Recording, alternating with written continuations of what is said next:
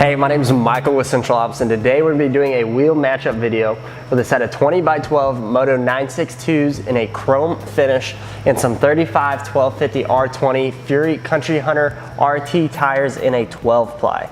Now these Moto 962s are offered in a 17, 18, 20, and 22 inch finish.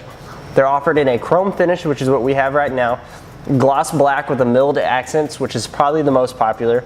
Then you have a satin gray with milled accents, and then you have a PVD center with gloss black lip, which means a chrome center with a gloss black lip. These 35 1250 R20 Fury Country Hunter RT tires in a 12 ply. They're an RT tire, so it's got the tread pattern of an all-terrain but the depth of a mud terrain. So they're aggressive, however they handle great.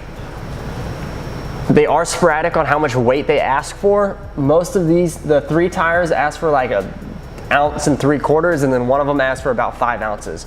Even when we spun it, it still asks for 5 ounces. So they're not the best on being able to be balanced with little weight, but once you do get them balanced, they handle phenomenally.